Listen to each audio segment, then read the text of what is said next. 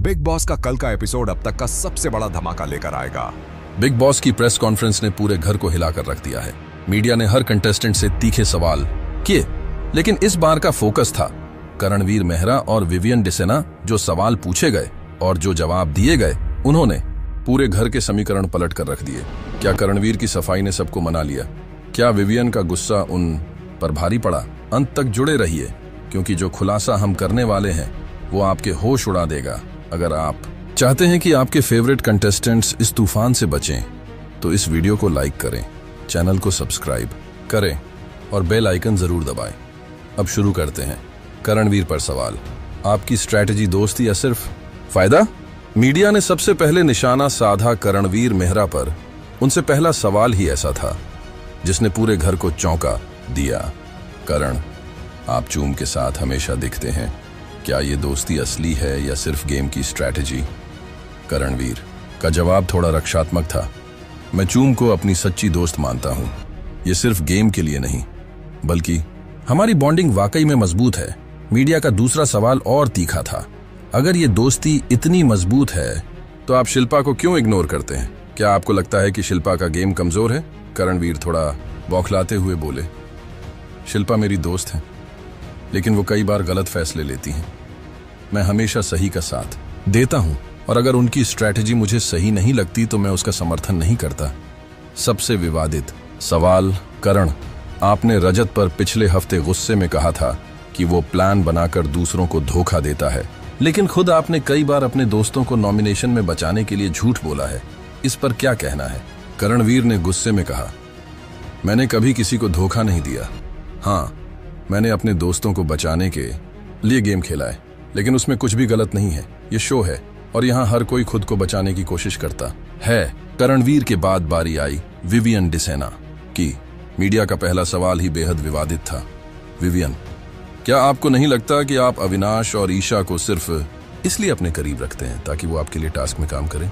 Vivian ने शांत रहते हुए जवाब दिया, मैंने कभी किसी को इस्तेमाल नहीं किया। हाँ, मैंने अपनी टीम बनाई, लेकिन ये किसी को कमजोर दिखाने के लिए नहीं था।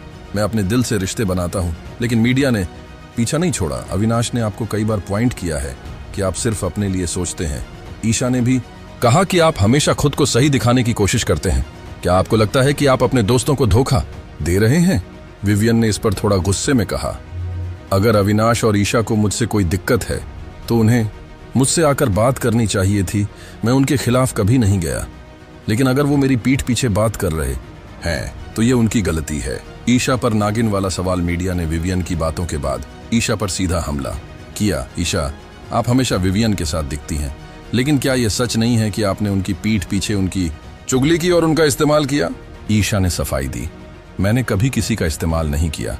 हाँ, मैंने अपने खेल के लिए कदम उठाए, लेकिन उसमें कोई धोखा नहीं था। विवियन मेरे दोस्त हैं और रहेंगे। लेकिन मीडिया ने ईशा को घेरते हुए कहा, आपने कई बार विवियन के खिलाफ बात की है। क्या यह सच नहीं है कि आप नागिन बनकर सिर्फ अपने फायदे के लिए रिश्ते बनाती और तोड़ती हैं? अविनाश की बोलती बंद। मीडिया ने अविनाश से पूछा, आपने कई बार कहा कि आप सबसे ईमानदार खिलाड़ी हैं, लेकिन आप विवियन के खिलाफ सबसे ज्यादा बातें करते हैं। क्या यह ईमानदारी है? अविनाश जवाब देने की कोशिश करते हुए बोले, मैंने जो भी कहा है वो गेम के संदर्भ में था। मुझे किसी से कोई व्यक्तिगत दिक्कत नहीं है। लेकिन विवियन ने बीच में बोलते हुए कहा, तुमने मेरी पीठ पीछे जो बातें की हैं वो मैंने सुनी है। अब मुझसे कोई उम्मीद मत रखना। प्रेस कॉन्फ्रेंस के बाद घर का माहौल। करणवीर ने खुद को सही साबित करने की कोशिश की, लेकिन घर वाले उनकी बातों से सहमत नहीं थे। विवियन ने ईशा और अविनाश से बात करना पूरी तरह बंद कर दी। ईशा खुद को बचाने की कोशिश में अकेली पड़ गई। अविनाश ने रजत से गठजोड़ की कोशिश की, लेकिन रजत ने कहा, मैं तुम्हारे खेल में नहीं पड़ने वाला। अगला बड़ा सवाल, कौन बाहर होगा? क्या ईशा का सफर यहीं खत्म हो जाएगा? क्या विवियन अकेले खेलते हुए फिनाले तक पहुंच पाएंगे? क्या करणवीर का खेल अब जनता को प्रभावित कर पाएगा? आपकी राय क्या? आप मानते हैं कि विवियन सही कर रहे हैं? क्या ईशा और अविनाश ने उनके साथ गलत किया? और क्या करणवीर का गेम अब भी मजबूत है? कमेंट करके बताइए। और अगर वीडियो पसंद आई हो तो लाइक और शेयर करना ना भूलें। फिनाले तक जुड़े रहिए, क्योंकि अब हर दिन होगा धमाकेदार।